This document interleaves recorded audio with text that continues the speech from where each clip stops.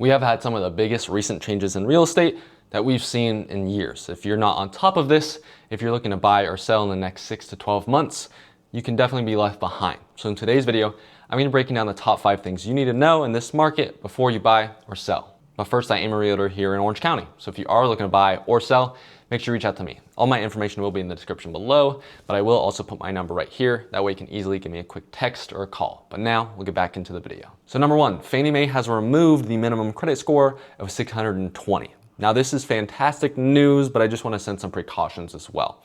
So does this mean that everyone under a 620 credit score will now be able to qualify for a loan? No. Currently, even if you have above a 620 credit score, you can still not be approved for a loan. So there's other factors outside of this, but the reason why this is super beneficial is you have a lot of, especially business owners who either leveraged a lot of debt and then had bad credit because of it, but they make, 50 grand a month, but their credit score is 600, so they can't buy a house even though they make $50,000 a month. So this is now going to allow those people to start being able to buy homes, which is fantastic for the people who are kind of just, it really doesn't make sense for them not to be able to buy a home. So now it's just going to have a more all-encompassing idea of how much you're making and just the affordability of you purchasing a home rather than just relying so heavily on the credit. Number 2, now we might have portable mortgages. This one hasn't happened yet, but in the Trump administration, it's been floating around. The basic idea is, in short, in my opinion, the number one reason outside of all the investors, but that's a whole other hodgepodge to get into. The number one reason why we have such inflated prices right now is in 2020, everyone bought their home at a 2.93% interest rate. And now if they wanted to sell and upsize in the normal 5 to 7 year span, like is normal, they're not able to because they can buy a bigger and better home, but their mortgage is double. So there's no reason for them to sell. So now having a portable mortgage, possibly, if you can move that mortgage to another home, that's going to free up that inventory, allow them to sell, thus lowering prices because we have more supply coming into the market. Now, this isn't going to be great for everybody. If you have a 5% interest rate, it doesn't make sense because also you're going to need to, the basic idea is you will need to have a second mortgage to cover the gap. So you'll have your current mortgage that you already have on the home, but to buy the bigger and better home, let's say there's a $200,000 gap, you'll need to get a second loan for that. So this is really great for the people who, bought in 2020 and had that huge boom of equity. So it's going to free up those, the industry term is the rate locked people. And then it's now going to allow us, the other people who didn't buy in 2020, to be able to finally start buying their homes. Number 3, mortgage applications have grown again this week. It's been seeming almost every single week for the past probably 2 months or so.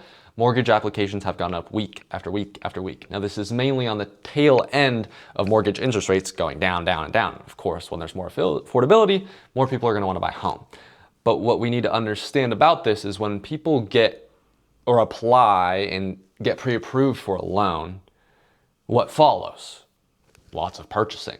Now, if everyone in the past 2 months have been getting more and more and more and more pre-approvals, what's going to happen this month, next month, and the month after that?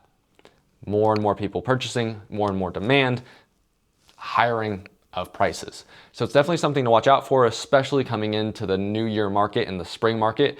We have so many more buyers than we have had in the past few years, just sitting on the sidelines, waiting for that perfect home to pop up. So right now, more than ever, you need to be prepared and ready to act because more people than ever already are. Number 4 is the mortgage rates are holding steady. Currently, they're at 6.38%. Now they went all the way down to 6.13, I believe, this year. But for the past, call it 3 months or so, they've been between 6 and 6.5%. They haven't really gone anything above, really anything below. So with that, they're kind of staying in this realm. That's a lot more affordable than when we saw in the beginning of the year. Rates were actually hovering above that 7% range again.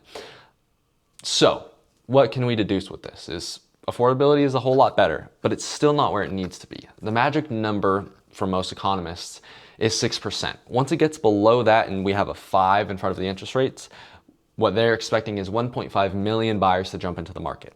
So right now is a fantastic opportunity to have that 6.38% interest rate, purchase home, and hopefully refi when rates get lower. And if they don't, then you're just happy you bought a home.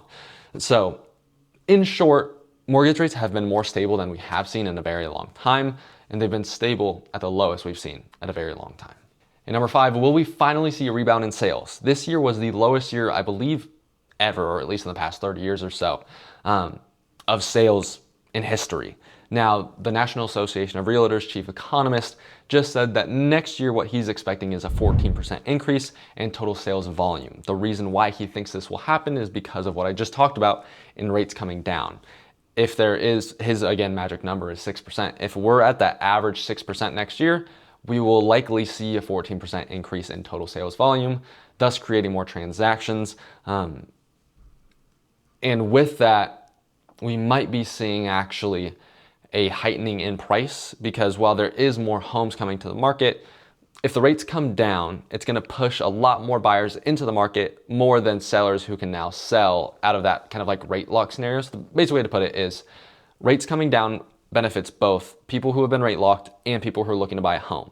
In my personal opinion, there are much more people who have been waiting to buy a home than who are rate locked and want to get another home. So yes, we will see a lot more homes for sale, thus creating more transactions. But in my opinion, it's very much so going to outweigh how many people are coming into the market. So we might have a very rare scenario where there's more transactions, more homes on the market, and higher prices at the same time. But it's just my opinion. However, those are the top 5 things that you need to know before buying or selling in the next 6 months to 12 months. But if you enjoyed this video, make sure you subscribe, because I release videos every single Friday, just like this one. But as always, thank you so much for tuning in to this week's, and I can't wait to see you in the next one. We'll talk soon.